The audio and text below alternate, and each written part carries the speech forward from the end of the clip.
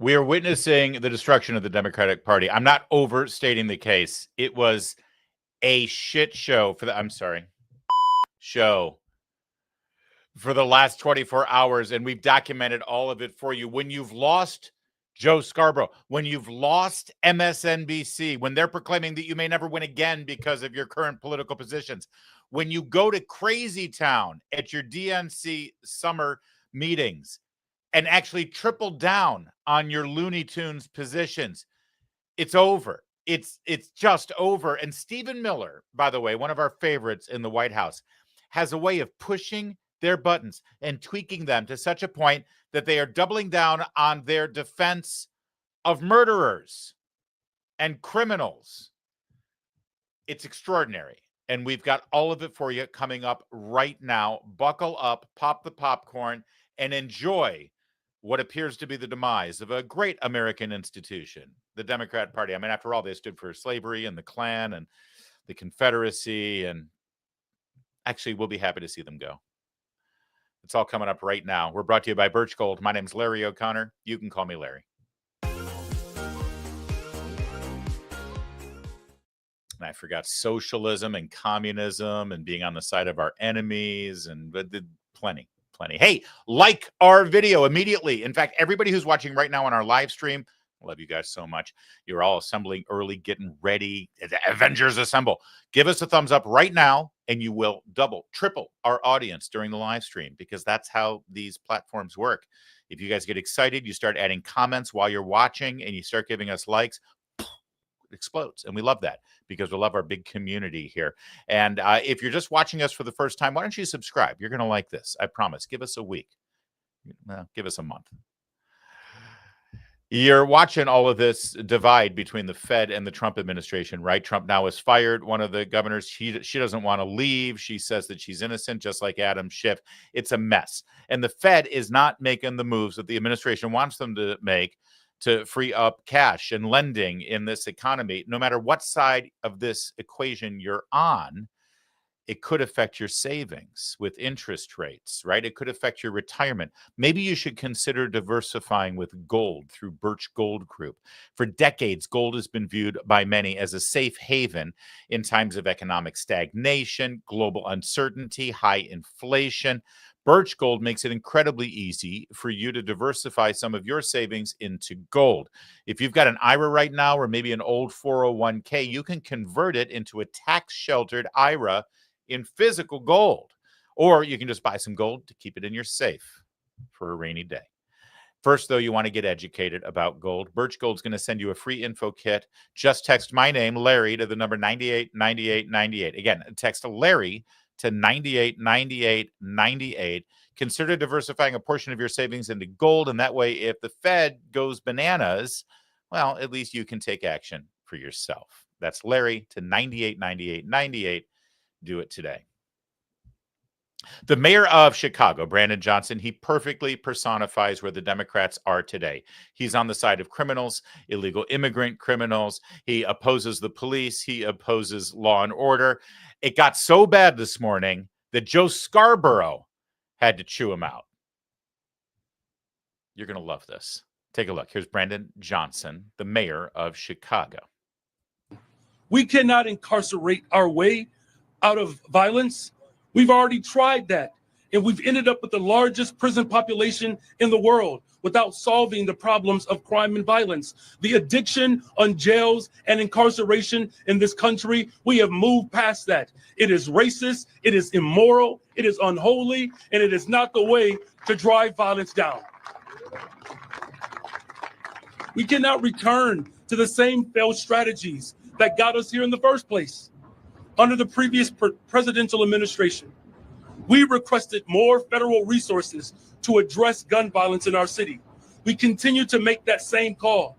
We have made significant progress on our own, but there is so much more that we can do if we had real support from the federal government. All right. Now, we're going to unpack this a little bit, but after this statement, the Morning Joe folks wanted him to come on and sort of defend his city and defend his policies and really, hammer against the Trump administration. I'll show you in a second, but we do have to unpack some of the rhetoric you heard today and blow apart some of the deceptions and lies that you hear repeated all the time as if it's somehow gospel fact, that it's some sort of revealed truth that's been given from on high, right? We cannot incarcerate our way out of violence. I'm sorry, says who? This is such a straw man or canard that they threw up. We can't incarcerate ourselves out of violence. All right, well, first of all, if you incarcerate the people who are committing the violent crimes, then yeah, that's a good step forward, right? But the straw man here is the next thing that you hear him say. Already tried that, and we've ended up with the largest prison population in the world without solving the problems of crime and violence. Either that part, without solving the problems of crime and violence.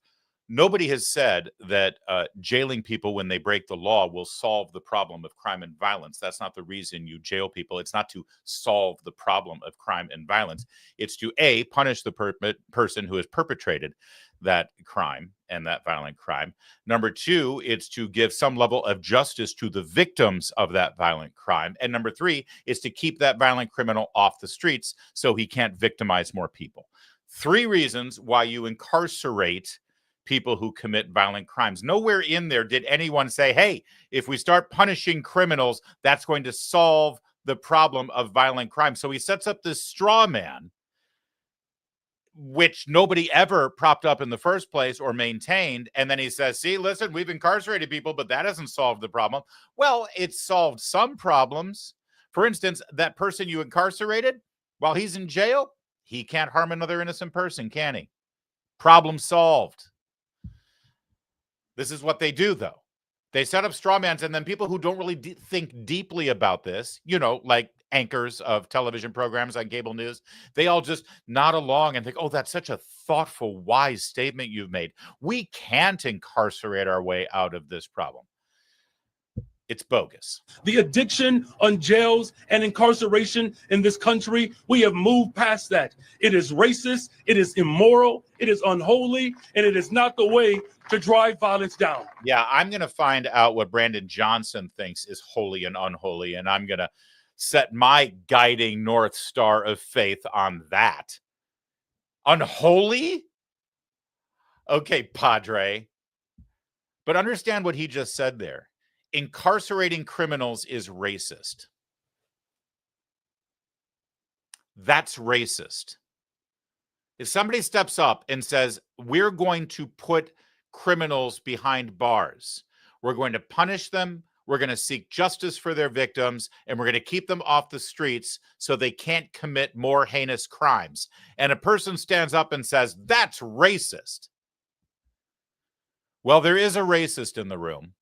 And it's the one who thinks it's racist if you want to punish criminals, because that guy thinks that criminals are black.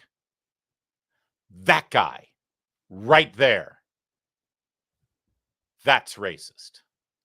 So enter Joe Scarborough and his wife, Mika Brzezinski.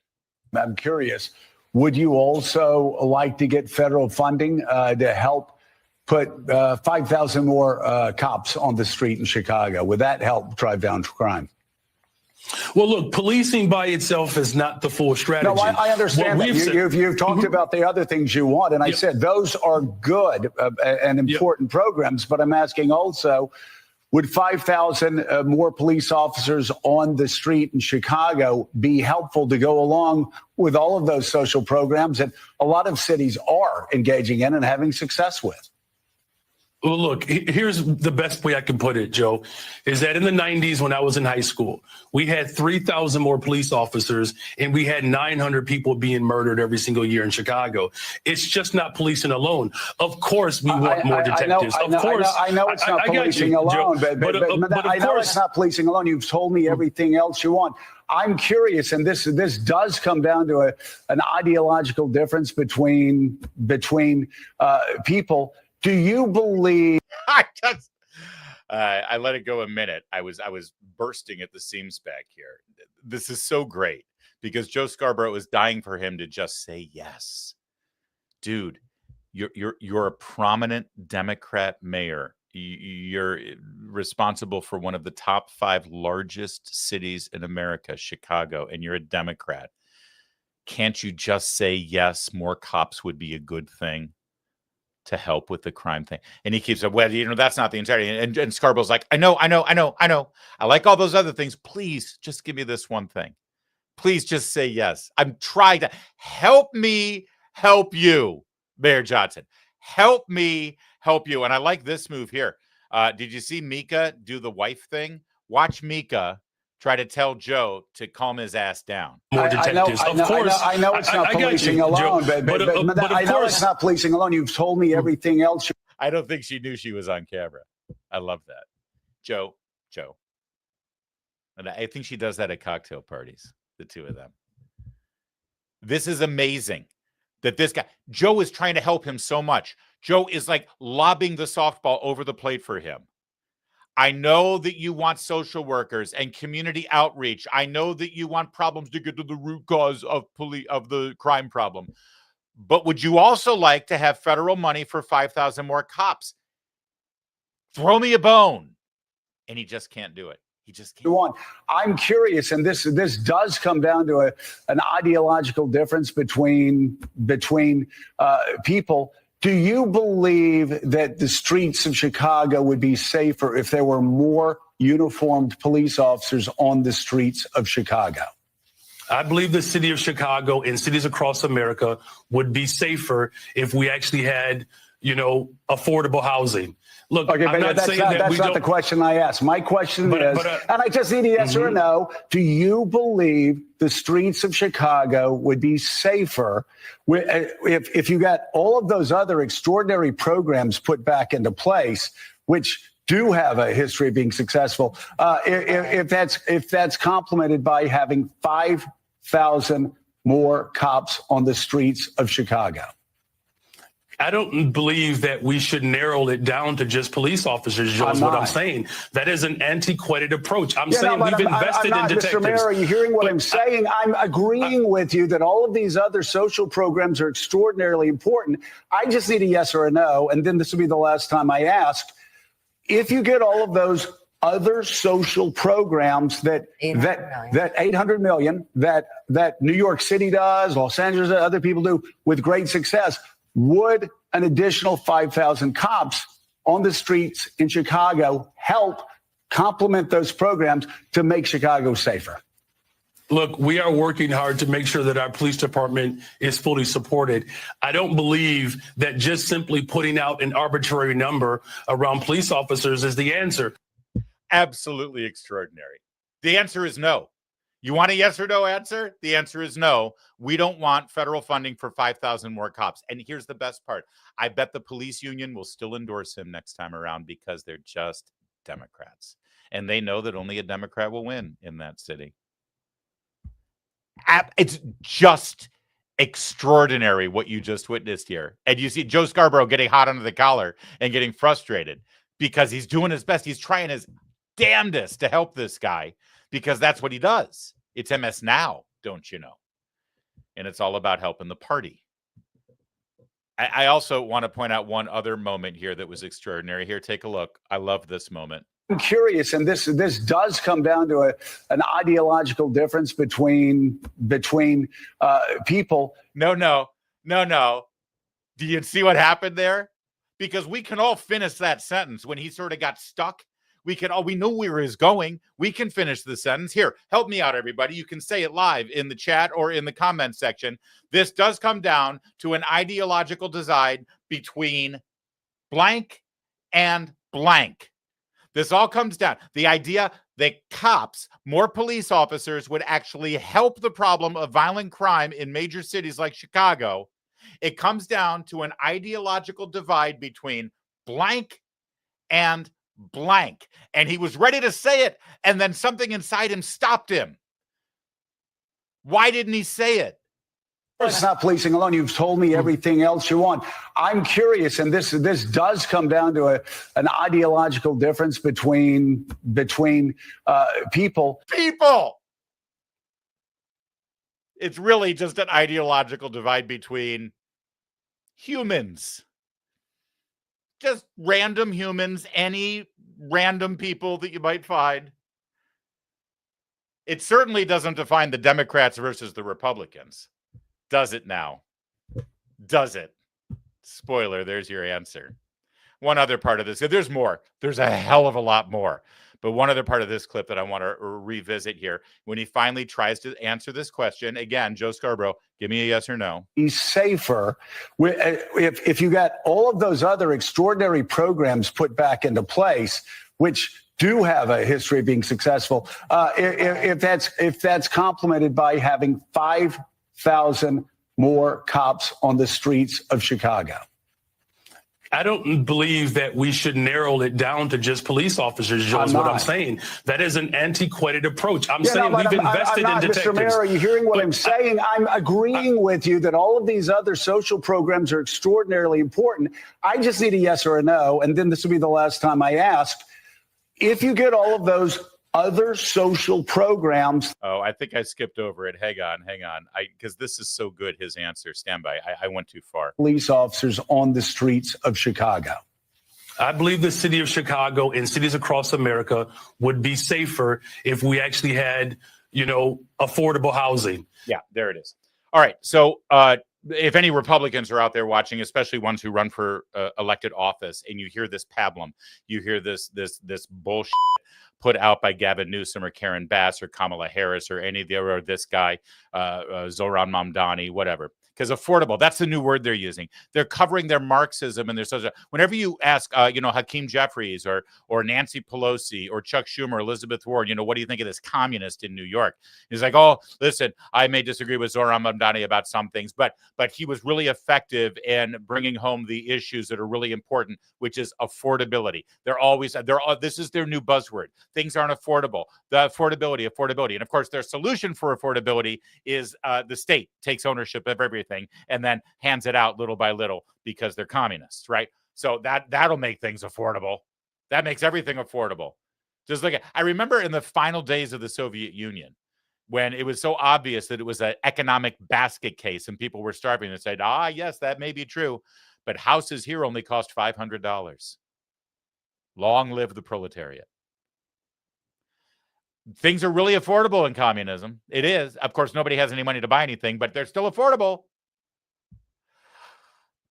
So this guy says, and please, if you're listening, if you're running for elected office, if you're engaged in a debate on your Facebook page with your liberal friends from high school or the liberal brother-in-law this Sunday at dinner, family dinner, always erupts into a political fight because of the liberal brother-in-law. I know who you're talking about. I got one. Please understand what they're saying. The reason we have crime in Chicago, the reason that we have shootings, the reason that we have toddlers who are being murdered in the crossfire of gang warfare in the south side of Chicago is because we don't have affordable housing. It is so insulting.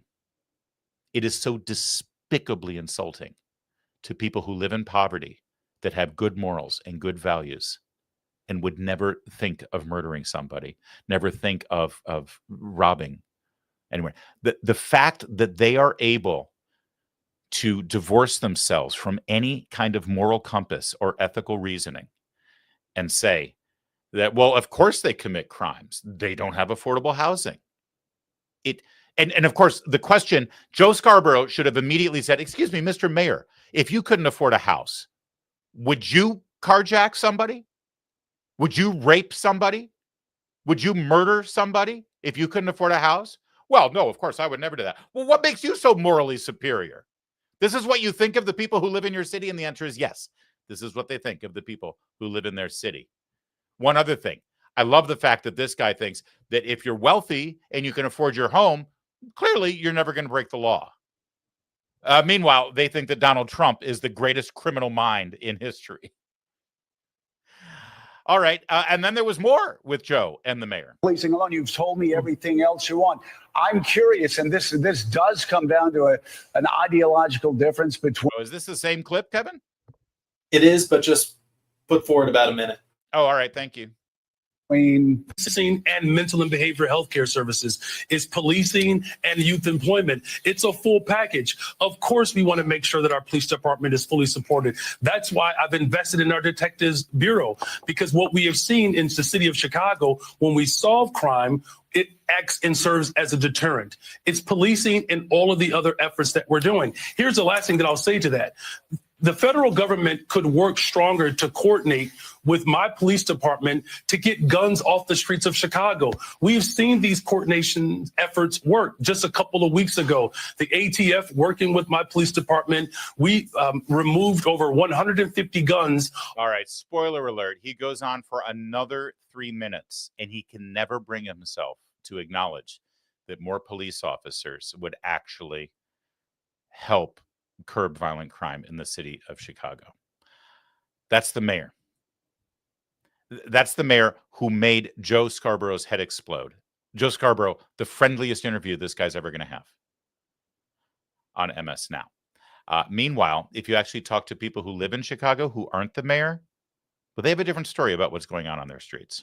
Our children can't walk around the community without fear of being hurt or kidnapped or having a drive-by. So it's what these numbers that they're expressing, we don't feel it in our quality of life. Our children. You think? In other words, they're lying and they're manufacturing numbers to make themselves feel good. And so they can have a talking point against Trump. We don't have any crime problem. We don't need Trump here. We don't need the federal government here. We got things under control. This man says his children can't be on the sidewalk because they could get shot or kidnapped.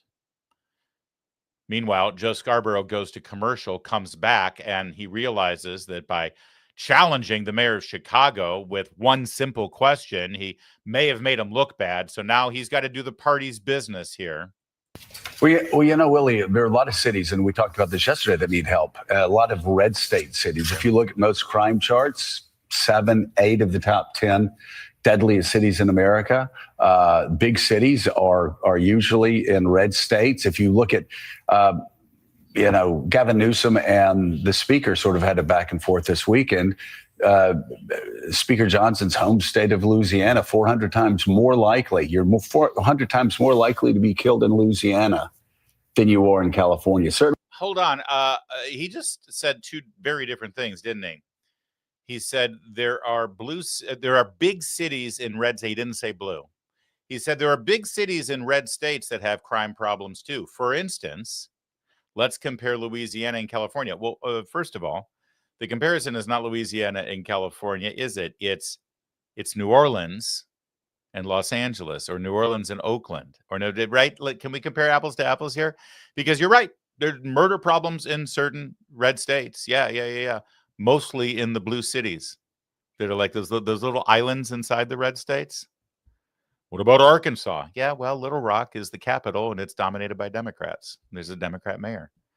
New Orleans, Democrat mayor. Blue mayor after blue mayor after blue. So thank you for proving our point. All right, let's shift back over to CNN, where CNN had to do due diligence to make sure that their viewers were lied to about crime in America. But again, just understand something. In the background of all of this, it's the Democrats who are refusing to acknowledge just basic fundamental truths about law and order and crime. He was asked about cities in red states because the governor is so essential when it comes to activating National Guard.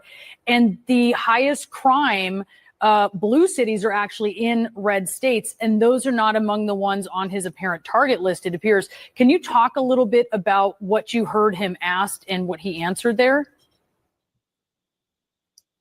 Yeah, I think you did a great fact check there yourself. So there are indeed a bunch of cities in red states that are high on national crime rate lists, however you slice the data. And the president likes to blame the Democratic mayors of those cities. That's his right. But just looking at the facts, cities like Memphis, Tennessee, Cleveland, Ohio, Kansas City, Missouri, St. Louis, Missouri, Houston, Texas, all among the 10 or 15 cities with the highest violent crime rates, all in red states with Republican governors. So who's to blame for that? I think that's subjective and complicated, but it's just not true that there aren't many cities in red states that are high on those terrible lists. So it's complicated about who's responsible. No, it's not.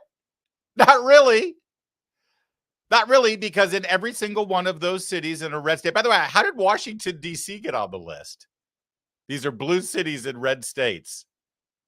Oh, I see. Cities with a population of at least 250,000. Yeah, but this is cherry picking because they haven't picked, Los Angeles or San Francisco or what have you. But there you go. You look at every single one of these cities and they've got a Democrat mayor. Maybe not Tulsa, to look into that one. Every single one of them. Every single one of them. So yeah, it's really complicated as to who's responsible. Really, last I checked, a city and a city council are directly responsible for the police chiefs hiring the police and setting the rules of engagement for the police. I know that because each and every one of the mayors of these cities all marched with Black Lives Matter, took a knee, and said we're going to defund the police and reimagine policing because of our systemic racism. Also, by the way, George Soros has funded district attorneys in pretty much all of these cities and the counties where these cities lay to have a Soros-funded Democrat soft on crime, no cash bail, we're not going to prosecute any violent criminals kind of district attorney. This has all been part of their strategy. We know that. So as usual, our pals over at CNN, when they do a fact check, don't actually check for facts. Then later in the evening, they had a panel discussion about Trump's takeover of Washington, D.C. But let's just talk about the logistics for a second. Number one, I don't think it's accurate that in your open, you referred to it as Trump's military occupation. When Governor Hochul here in New York put the National Guard in the subways and in some crime-ridden areas, I don't think we referred to it as military occupation. Why? I ride the subways. I loved when they were there. Law-abiding citizens love that. Are you kidding me? I wish there were more police officers and have one in every single car in the subway at every platform. We can't. That's why Governor Hochul said we're going to put them out and around. Law-abiding citizens, I don't see them objecting or looking to it as like it's a takeover by the military. I'm walking down the street. I walk out of my law firm at 1 o'clock in the morning in Midtown Manhattan, and I see a military guy there. You think I'm upset about that, or am I thrilled about it? Yeah, well said, except she, as you can saw, was just boiling over. She can't wait to jump in there because you see, more police is not the solution for solving crime. This is the mantra that these Democrats, while they're sitting in their air-conditioned, armed guard secured television studios, have to keep repeating to their viewers until it's believed by people who have to check their brain at the door because it defies logic that having more police doesn't make a city safer. And yeah, she's going to come right in and make sure that everyone knows it. I think the reason why you may feel that way, Arthur, is because you maneuver in society with a certain privilege. The question is, who are these? Well, hold on, what privilege? When I get on the subway, just tell me the privilege. When I'm dressed like this on the subway, I am a target. That is not a privilege. I'm a target. There's the guy who probably has a wallet and a watch. Arthur, I want you to be That's not open. Privilege. I want you to have a little bit of intellectual curiosity and be open and let me finish my point. I'm very curious. No, I will let you finish, but do you see this despicable, underhanded, deceptive tactic that they use? That you may think the way you think, but it's because of your privilege. Good for him pushing back. And if you dare push back on the other, what do you mean privilege? When you're riding the subway, everybody's the same in the subway. Okay. We all pay the same fare. We all swipe our card. We're sitting in the subway. There's no privilege. We're all equal targets for violent crime. And then as soon as you make that case, you know what? I just need you to not be so close-minded and just listen to this, okay? Because he's privileged and he's close-minded. And this is the fair discourse that Abby Phillips brings every night. Okay, I'll let you finish. Go ahead, play it out. Thank you. I think when you ask the question, who is the militarized law enforcement there to protect and who are they there to protect from? And so often in this country, particularly, that is how law enforcement swole their ranks. There was so much violence against people of color, Black people in particular in this country, that they said it's okay to beat a Black person, to murder a Black person, but you gotta be wearing a badge when you do it. Who are the victims? Do you want to listen, or you can't talk and listen at the same time? Well, so let me just tell you. It doesn't sound like it. My point to you is I am telling you on the front lines what is happening. And there are militarized police force going in harassing longtime law-abiding citizens of Washington, D.C. And so when we, who are probably a little more familiar with American history perhaps than you, look at the military turning the police force on its own people, we remember the examples like Tulsa, when law enforcement dropped bombs on its own community. We know what it is like to have far people. from that, though. We are very, not very so far. from We are not so far from that. dropping We are not so. bombs. We are actually not so far from that. What a condescending, patronizing, stuck-up, arrogant, rude little bitch. Sorry. Not really that sorry. So there you go. That's the intelligent and reasoned discourse we get in the mainstream media today, from MSNBC and Joe Scarborough to the panel discussion on CNN. There is one constant through line here, one common denominator, if you will, and that is Democrats are all in, doubled down, tripled down, split the fours against a king. They are completely bought into the idea that the problem with law enforcement is enforcing the law. Good luck with that.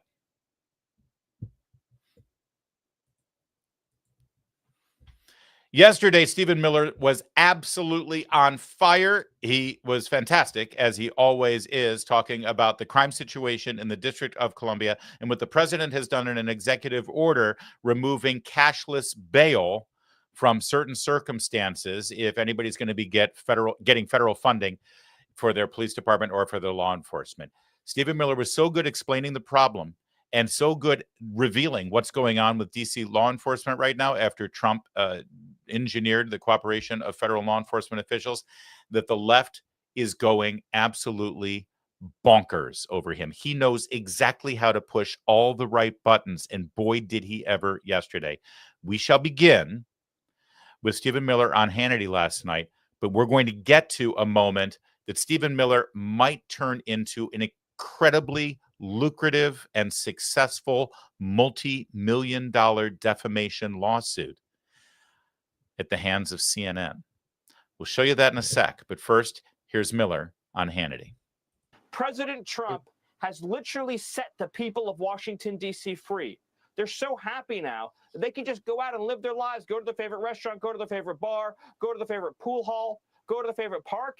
You see moms taking kids out to parks they haven't been to in years because they know the police are there. They know that President Trump is there with his law enforcement to protect them. It's a thing of beauty, Sean.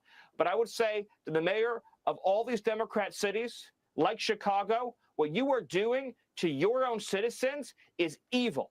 Subjecting your own citizens to this constant bloodbath and then rejoicing in it is evil.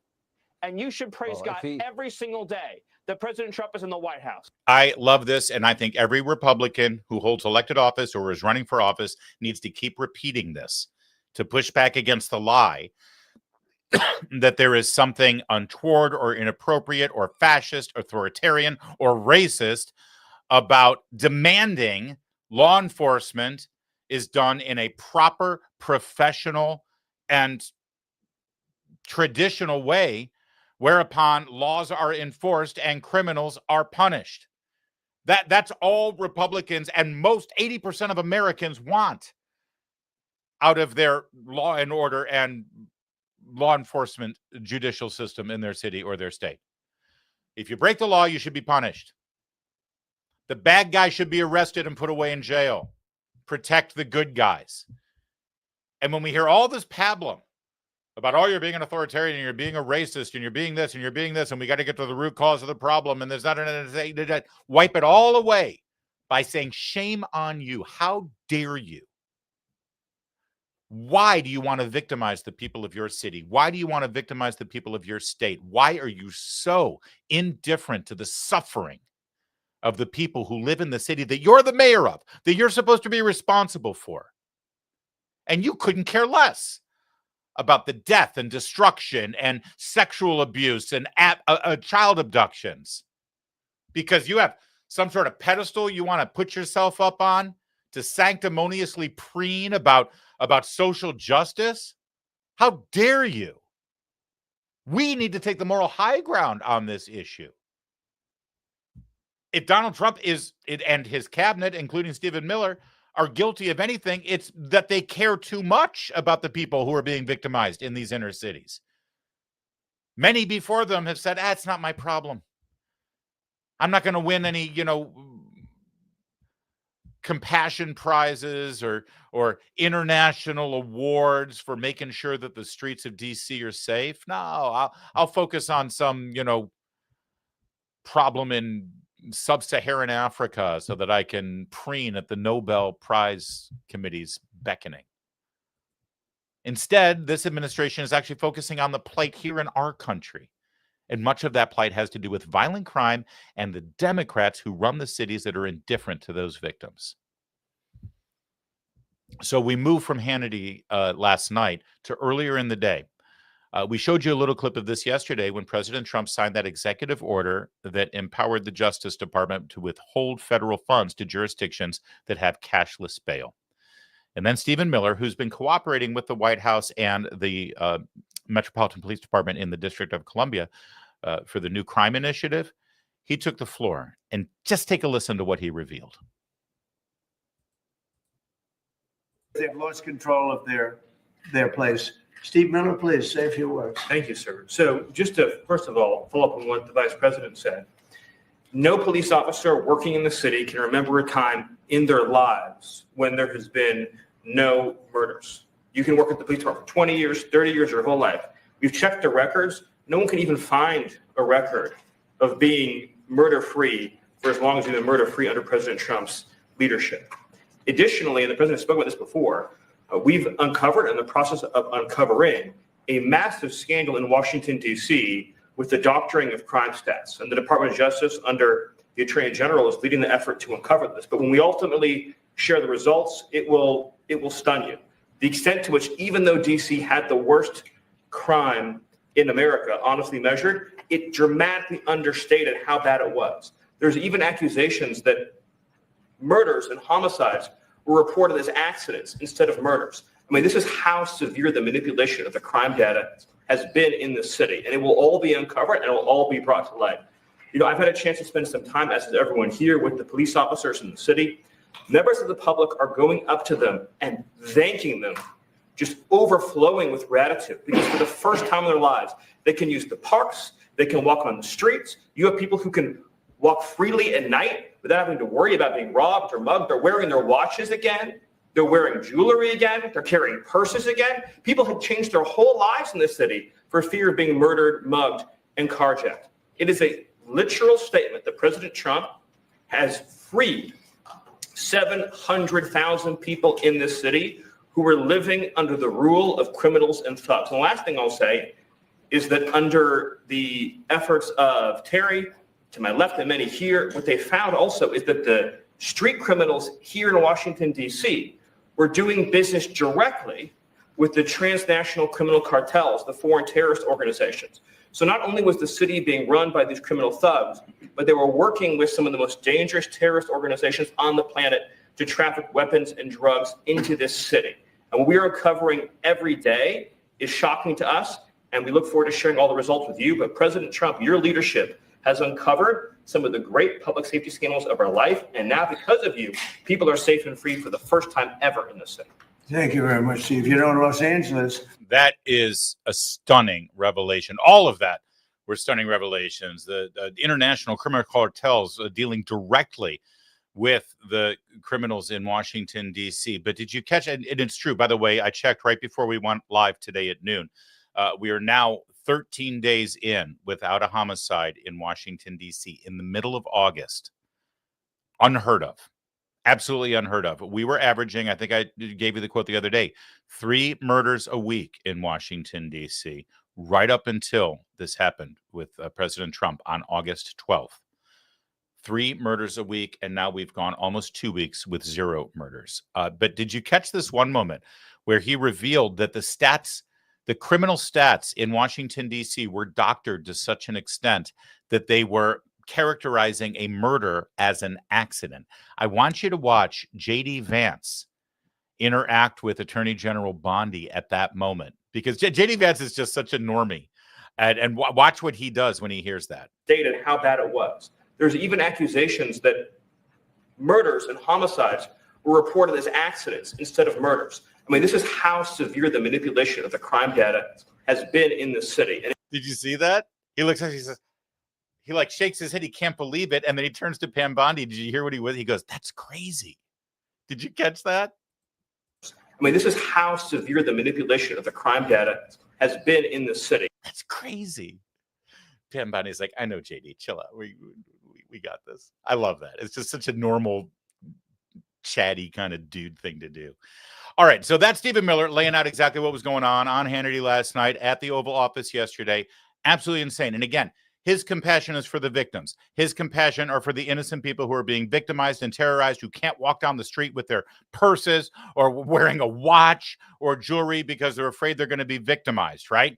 So now let's turn to CNN's reaction. Because in this whole scenario, with the theft and the violence and the raping and the sexual predators and the murder, who's the bad guy?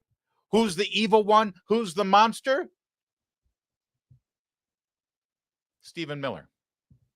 Really quickly, Abby, because anytime that we play something from Stephen Miller, it would be journalistic integrity to point out that he is a white supremacist and he is the brainchild behind this policy. That's not my opinion. That's actual facts. And for him to purport lies from the Oval Office as a white supremacist, I don't know. it should be pointed out. Look, Aspersion. it's reporting. Washington Wall Street Journal's own reporting. I want to address. So what you just witnessed, I know a lot of people are like, I can't believe CNN let them do it. That's libel. That's libel. She can't say that. That's libel. You can't, like, that's horrible. That's lie. Let me just set the record straight. Forgive me for having to be the fact checker here, but you're wrong. That is not libel. Libel is when you defame somebody with a written word. That's slander. But it's defamation nonetheless.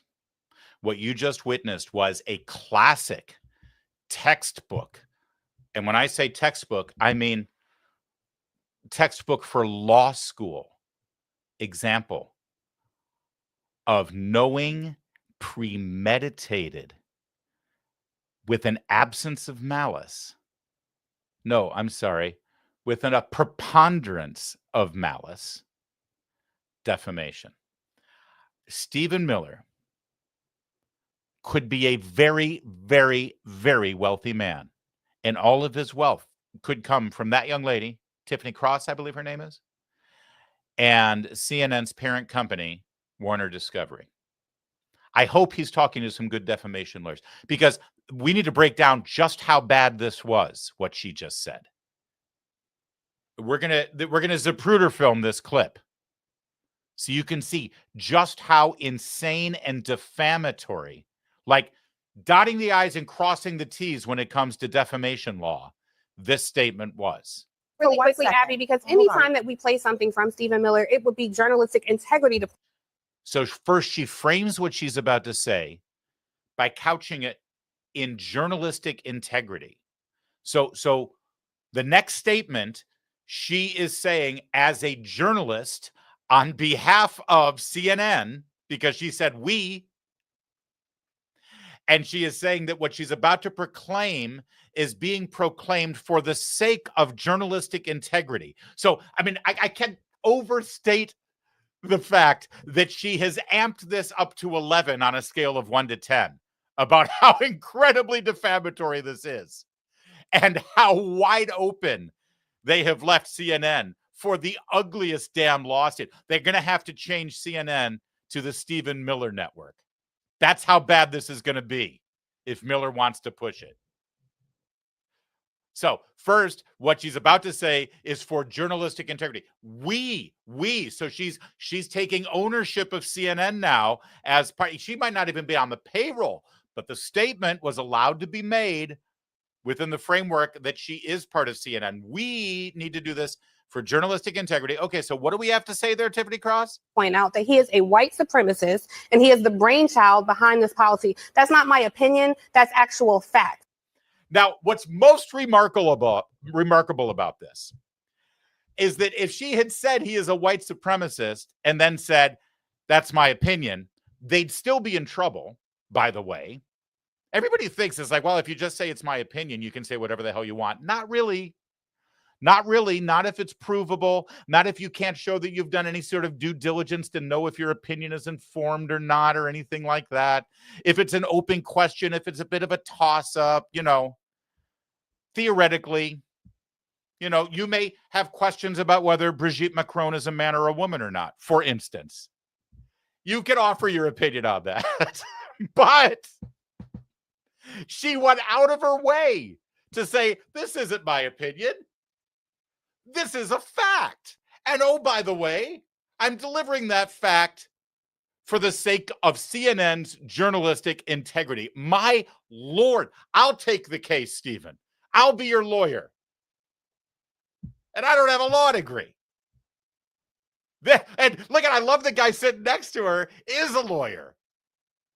He's like, honey, that is phenomenal.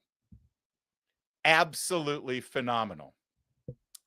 Let's move, though, because that is probably the worst thing that you saw yesterday in reaction to all these things. But over on MSNBC, it wasn't quite as insane, but with Yamiche Alcindor, it gets pretty close to being bad. Take a look.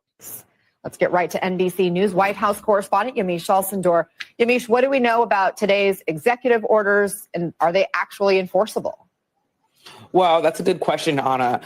We know that there are 2 executive orders that the president is going to be signing related specifically to cashless bail. The first is specifically on D.C. He's going to be ordering that D.C. end its cashless bail system that was put into place in 1992. That means that judges in the city here, they determine whether or not a person is a flight risk or poses a threat to society, but there is no money attached to a person's freedom, meaning that if some person is essentially said, okay, yes, you are somebody who can go home, they don't end up having to give $10,000, $20,000 in order to secure their release. That being said, the president is essentially going to be directing the city to end it. He can't change D.C. law by executive order, but what he's going to try to do is withhold federal funds to the city. And he's also going to be trying to maybe pull back any sort of federal approvals for projects in Washington, D.C. The second executive order actually is even more expansive. It targets nationwide cashless bail systems. And in that case, it could look at cities and states like Illinois, which has a cashless bail system. And there, the president is asking his officials and aides to make a list of jurisdictions, cities, and states that have cashless bail systems, and to then look at policies as well as programs that the federal government could defund in order to try to also push them to end their cashless bail policies, Anna. So why the focus on cashless bail? It's a good question. The president is essentially saying that cashless bail systems are dangerous and allow people who are violent, who are flight risks to be out on the street, and that it makes society safer by having a cash bail system where someone has to actually put up money, or their family and friends have to put up money in order to say, yes, they will come back to the court system. Now, I've been talking to a number of officials who say that simply isn't true. They're pointing to studies that show that actually cashless bail it doesn't do anything other than really target low-income people. So people who have the money to get out of prison will be able to do that. But then poor, low-income Americans, even if they aren't a flight risk or aren't any more dangerous than those people with the money, that they are being hurt by the system. There you go. All right. So did you catch that? I want to make sure that you caught that, because it's just beautiful left-wing pablum talking points that don't stand up to reason or logic. Now, one thing that she was saying over and over again, which is just untrue, is that the reason that criminals are asked to post bail is if a judge thinks that they're a flight risk. That's partially true, but she's leaving in another part. If they're accused of a heinous crime, and there is any suspicion that they could actually commit a similar heinous crime again, and inflict more violence or criminal activity on society, well, you set a high cash bail to keep them incarcerated so that they can't be a danger to society. It's funny how she left that part out. But at the very end there, she said all this, and she said she talked to experts. Well, you always talk to experts, see. This is how they always frame their own opinion and their own political agenda, by talking to experts. Notice how she doesn't talk to any experts and relay any of their ideas about how cashless bail has actually increased violent crime in cities ever since it's been instituted back in 2019 and 2020. Those experts she doesn't talk to, but she did talk to experts that told her that this just punishes poor people. And well, that's just a lie, you see.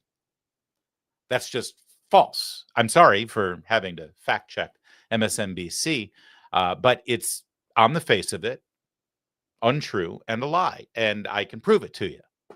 There are millions and millions and millions and millions of poor people living in Democrat-run cities that are crime-infested, that are living below the poverty line, who will never have to worry about the problem of cashless bail. Cashless bail will never affect them at all because they didn't break the law. So Yamiche Alcindor of PBS and of MSNBC, if I may just correct the record, cashless bail does not punish poor people. It punishes poor criminals. And let's not forget that very important point.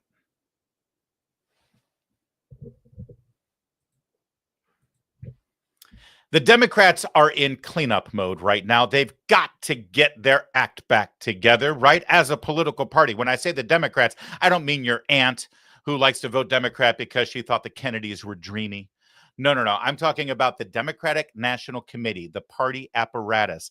They've got to recover from the devastating blow of the 2024 presidential election. And, well, to that end, they just had their summer meetings in Minneapolis, Minnesota, joined by the governor of that fair state, Tim Walz. And he was completely unhinged. Not helping the party, Tim. Where the hell are your tampons? Fix the problem.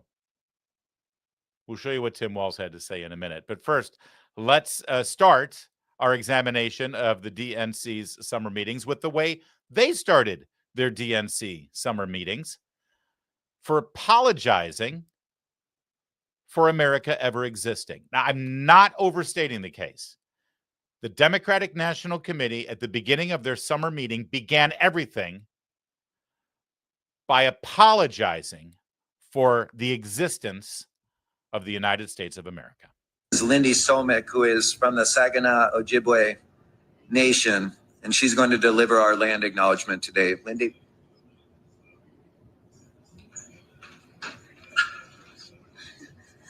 Bonjour, Lindy Somek, Nindichinikas, Amekdodam, Saginaw Chippewa Dojaba, Anishinaabe Kwe, and Dow. Good morning, DNC members, friends, and relatives. Let's talk about the land for a second. The DNC acknowledges and honors the Dakota Oyate, the Dakota people, who are the original stewards of the lands and waters of Minneapolis. The Dakota cared for the lands, lakes, and the Wakatonka, the Great River, the Mississippi River, for thousands of years before colonization. This land was not claimed or traded. It's a part of a history of broken treaties and promises. And in many ways, we still live in a system built to suppress Indigenous peoples' cultural and spiritual history. As Democrats, okay. I mean, first of all, my first question is, why didn't they have Elizabeth Warren do that? Seems like a no-brainer.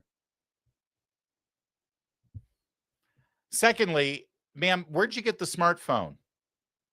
Oh, it was those colonizers, wasn't it?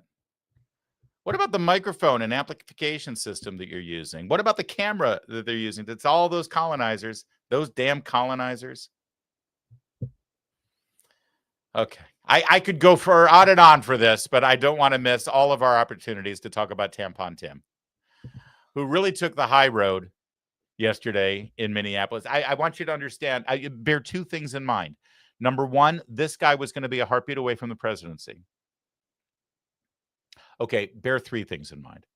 Number one, he was a heartbeat away from the presidency. Number two, Kamala Harris had only one decision as the executive, as the one that was solely on her shoulders, right? Everything else in her campaign, theoretically, she got the campaign advice, but ultimately, when you're a candidate for president, other than the decision to run for president, you have only one other major decision that is all yours, that informs everyone about what kind of president you would be. And that is who will be your running mate. It's the most important decision you'll make because you're single-handedly picking a person who could be president of the United States. That's an awesome amount of power. And she picked him. And number three, bear in mind, that they know this is televised, and this is their opportunity to try to reform and rise up from the ashes and let the American people know that they're really a party to be contended with. So, ladies and gentlemen, given all of that, I give you Governor Tim Walz. The privilege of my lifetime was stand beside someone we know was the most qualified and would have been a fantastic president in a President Harris. And look, we wouldn't wake up every day to a bunch of shit on TV and a bunch of nonsense. We would wake up to an adult with compassion and dignity and vision and leadership doing the work, not a man-child crying about whatever's wrong with him. May his fat ankles find something today. Petty as hell.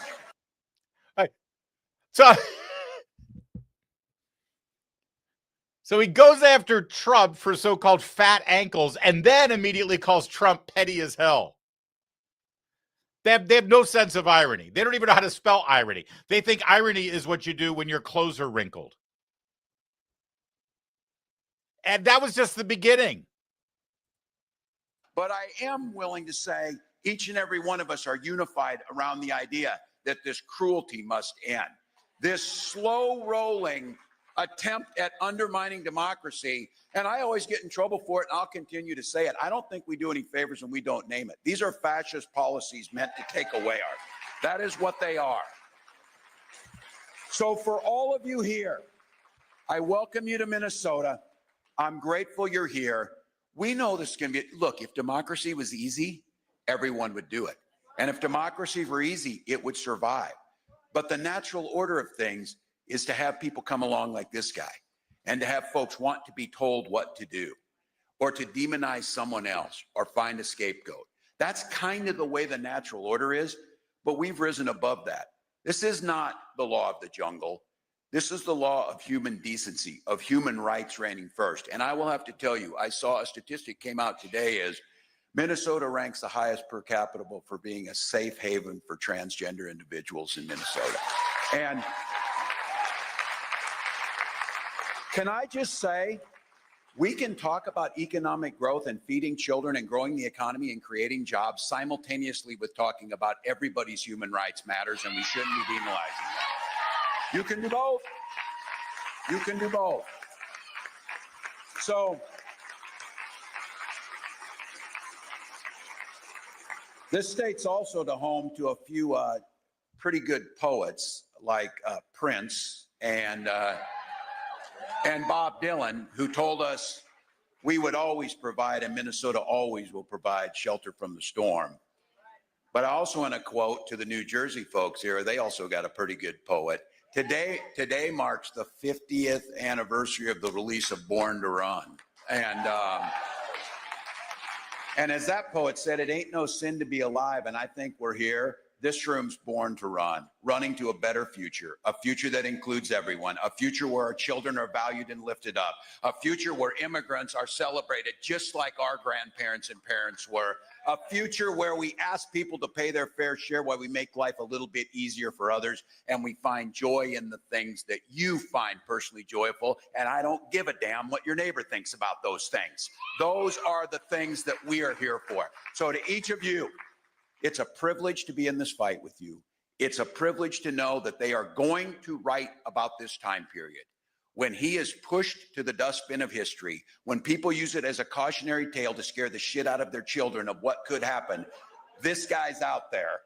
Those will be stories for the future. Our time right now is one foot in front of the other. Do the work that's in front of us. Win those 2 gubernatorial elections that are coming up here. We know we need Virginia and New Jersey. Get those won. Prepare for the midterms, 36 governor's races. Continue to push back every single day on this. Do not allow them to normalize federal troops in our cities. It is un-American and unconstitutional. So DNC, go lead the fight. I think the Republicans should package that and just turn it into a 1-minute ad for themselves, especially that part where he talks about using this time to scare the shit out of people about how bad things can get. Yeah, I don't know about you, but I got a lot of that stuff scared out of me, thinking that he was going to be one heartbeat away from the presidency. By the way, did I mention that the whole purpose of this meeting is to sort of reorient, regroup, and reimagine what the Democrats stand for and who they are so that they can reach out and win the next election? See, he just said, oh, yeah, we got to win in New Jersey and we got to win in Virginia. And then we got to win these 36 governor's races in 26. And we got to win the midterm so we can win the presidency. Well, pal, the only way you're going to win those is if you get people who just voted for Donald Trump to vote for you now, right? You got to reach out to people who you wanted and said, no, thank you. We want to vote for Trump and we want to vote for the Republicans. We just got to report that nationwide, Democrats have lost in voter registration, party affiliation by the tune of 405 million who have chosen to register as Republican instead of Democrat. Right? So the only way they win is to get those people back. So can I show you how Tim Walz plans on getting those people back? These are the people that determined that they would not vote for him and instead voted Republican. They voted for Trump. So go ahead, make your appeal to those voters, Timmy. Think of how easy it would be to be a damn Republican. Oh, what should I wear today? This stupid freaking red hat. What should I say today? I don't know. Just make sure it's cruel. Who do we listen to? That guy. Oh, the felon in the White House? Yeah, listen to him and that will be fine. Now he's talking about burning flags. He's going to have flag burning or whatever because he knows there's a hell of a lot of flags with his picture on it that are going to get burned. There's a whole lot of that kind of crap that people are sick of. And I have to tell you, we can have our internal decision-making, our internal healthy debates, but I refuse to believe we do not have the luxury to fight amongst ourselves why that thing sits in the White House. Well, that's going to appeal to all those Republicans, right? That's the welcome home that everyone's waiting for to come back to the Democrat Party. Hey, geez, I'm not sure if I got everything out of my vote this time around. Things are going pretty good, but let's see what the Democrats have to offer. All right, guys. I hope they run him. Shouldn't they? I mean, if Kamala Harris does not want the nomination, first of all, number one, they should just offer it to her by acclamation without a primary because they just told us she was the perfect person to be president, right? So what's changed? What's different?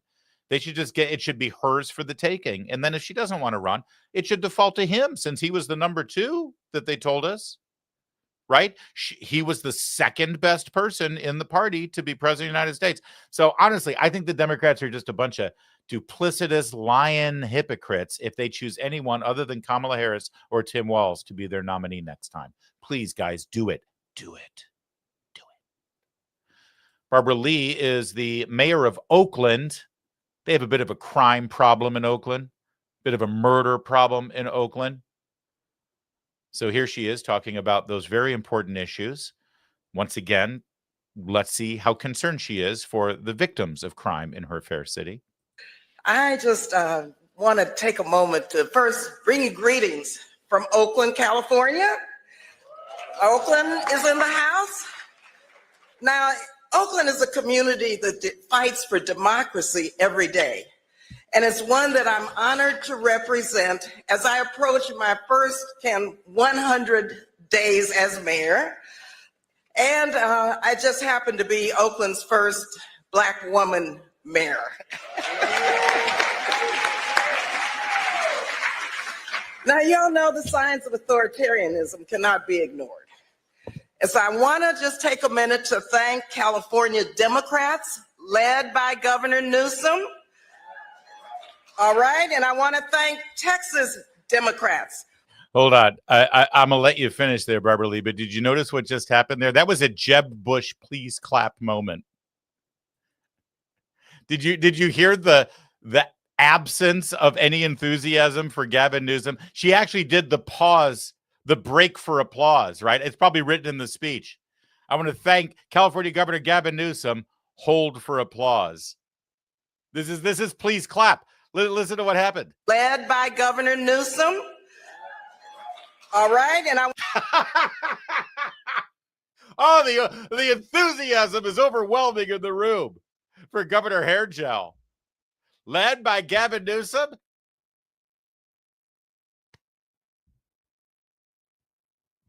Please clap. I want to thank Texas Democrats for standing strong. I was born in Texas, proud California. Together, we are leading the fight to protect our democracy. Now, Donald Trump, you know, he trashed Oakland. He lied about us. But Oakland is not afraid. We embrace all residents, including our immigrant communities. Our police do not cooperate with ICE. We don't. So there's the message from one of the primary speakers on the opening day of the DNC summer meetings, the mayor of Oakland, which I believe is ranked in the top 5 violent cities in America last year, standing up there proudly communicating to the nation, all those voters that they lost last time around, that Oakland is proud to not cooperate with federal law enforcement. When deportation of a violent and any illegal immigrant criminals right now is running around 65 to 70% popular with American people. This is how you build your party back. It got even worse. It got even worse. Here's the chairman of the Democratic Party. Sorry, nobody knows who this is. Nobody knows his name. Ken Martin, maybe, I think. Anyway, he's also from Minnesota.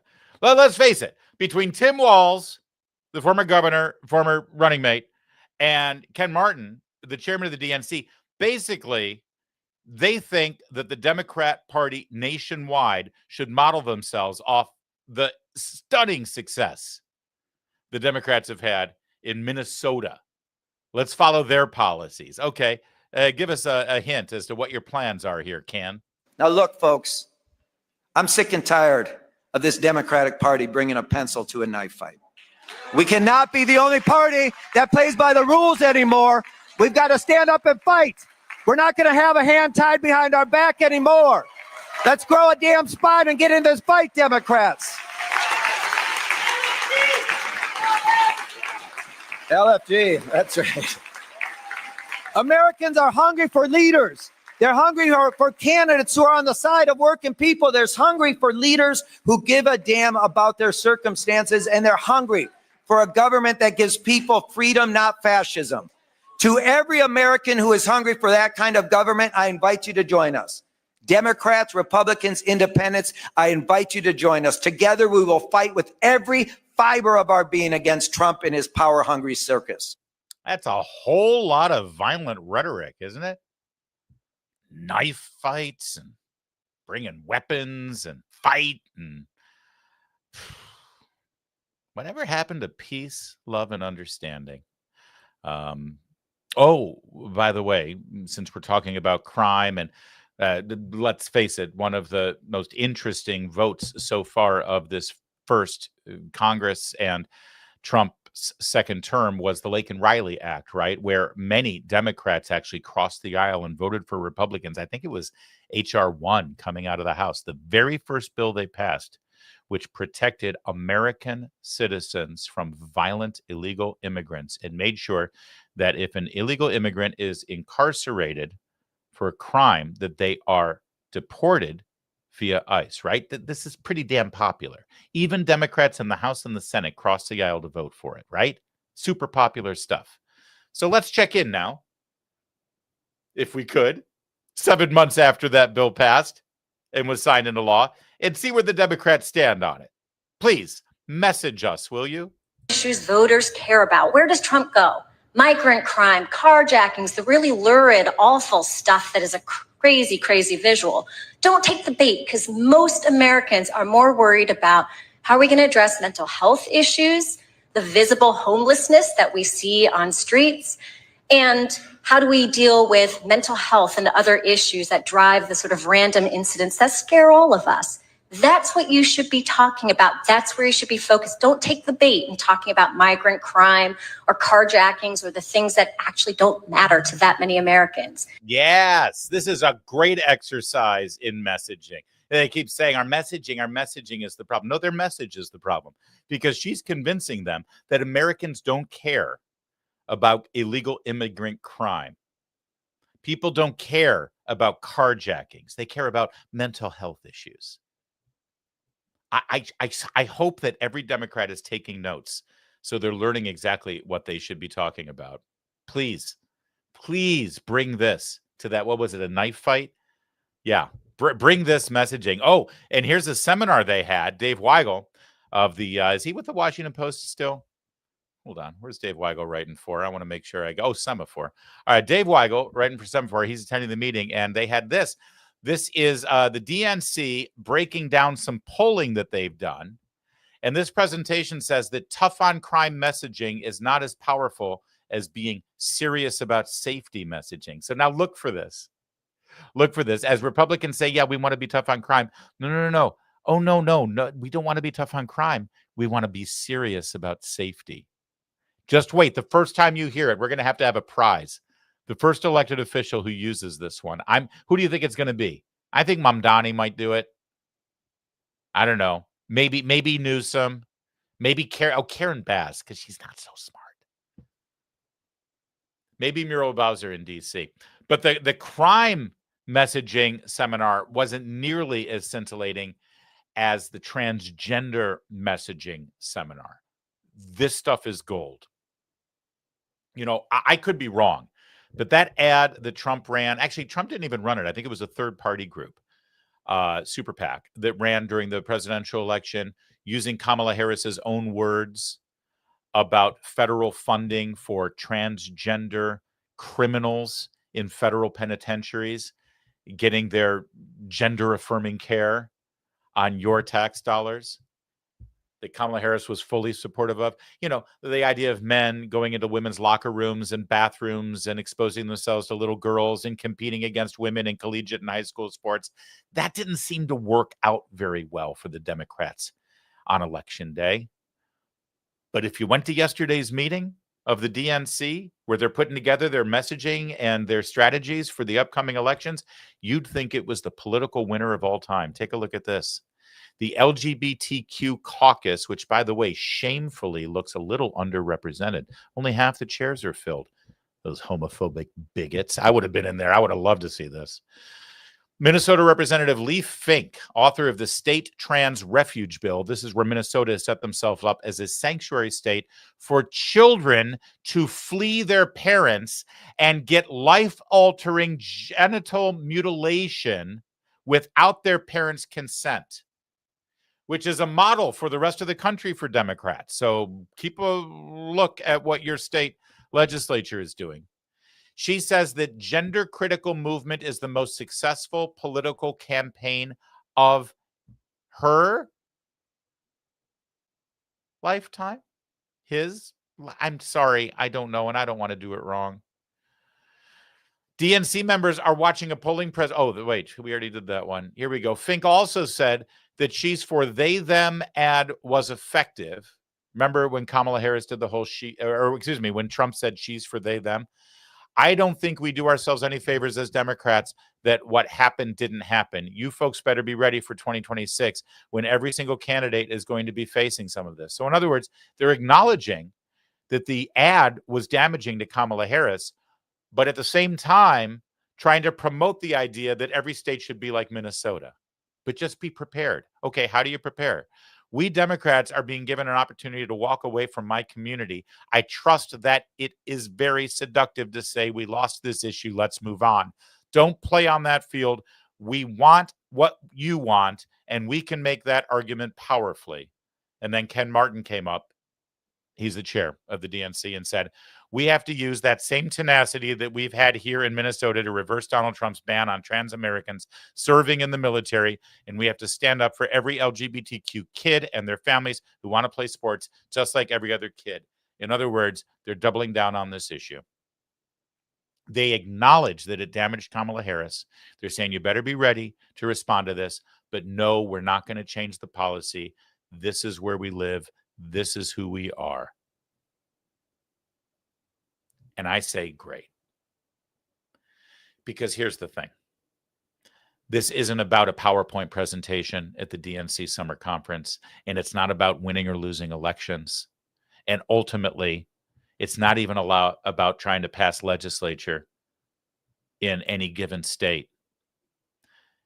This issue the Democrats are tripling, quadrupling, quintupling down on, that they are married to because of the funding they get from groups like Human Rights Campaign and the ACLU and other very, very wealthy LGBTQ plus IA whatevers in the entertainment and in Silicon Valley. The reason that they're doing this is because this is their power base. And this issue isn't about politics ultimately. When people in elected office push these issues on our sons and on our daughters, it has very real world ramifications. I will give you an example. We're talking about the Democrats now, right? We're talking about what they're doing in Minnesota with their summer meetings and their new strategy so that they can get back in power and get a majority in the House and Senate and win these governor's races and then get back into the White House so that they can move their agenda forward. Well, let's look at their agenda. Here's a Democrat state representative in Michigan, perfectly communicating her party's policy on transgender rights. Hey, State Rep Carrie Rangans here, and I am recording a video today to talk to you, trans kids here in Michigan. I want you to know that the care you might want for gender affirming care is legal in Michigan, and it's still continuing in a wide variety of places. You may have heard that the University of Michigan is going to stop doing some of the safe and effective care. They're choosing to do that. The grown-ups at the University of Michigan Hospital are not under court order or anything. They are choosing to stop providing this care because they're scared of losing millions and millions of dollars from Medicare and Medicaid, which pay a lot of services at the University of Michigan. And if they don't get those dollars, they can't provide any care to anybody. But I want you to know, as trans kids here in Michigan, that this care is obviously safe and effective. That's why it's been approved and why it's been used all across the country and continues to be used. So if you need to find a new place to get care, it is still legal here in Michigan, and reach out to our office. We'll be able to connect you to what might still be available in our community. And there's also new support coming online for parents and families. So please contact our office. We love you. We are really supportive of you as kids, and we want to make sure that you can grow up and thrive here in Michigan. Hey. I hope you all recognize what you just saw there.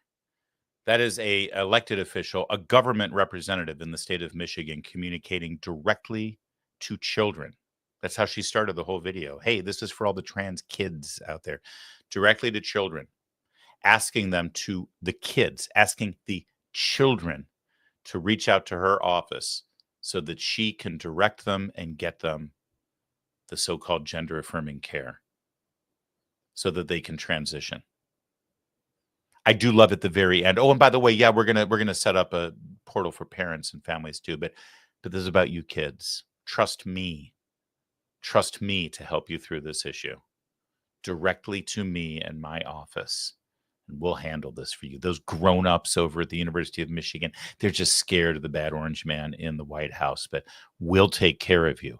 We care about you. Yeah, it's easy to talk about these things and get bogged down in the politics of it and the elections and winning or losing and the polls and all that stuff. But as we reach our coda here on our discussion about where the Democrats are right now in their meeting and everything they revealed to you about who they are and what their priorities are, recognize something. Yeah, they are absolutely on the wrong side of this politically, and they're going to lose. They've got to lose. But most importantly, yeah, we're on the right side politically. We're also on the right side morally, ethically. We're on the right side of this issue and subsequently on the right side of history. And our children's futures are at stake. So I'm glad we're in this together. All right, guys, that was a banger. Thanks for watching today. Don't forget to like and subscribe our video. Share it with whoever you'd like. We've got 3 very good segments today that we'll be putting out a little later on the platform that you're watching. So please make sure that you share your favorite segment. And again, I really appreciate everybody who's subscribing and giving us ratings and comments over on Apple Podcasts and on Spotify. Keep that up, man. It really goes a long way for us. Let's get to your super chats. Boom, boom, boom. What do we got? S. Brian with, or is it Brian? I don't know. 1999. What a hell of a super chat. Thank you. You can call me Stacy. Thank you, Stacy Bryan. That's what the S stands for, I'm guessing.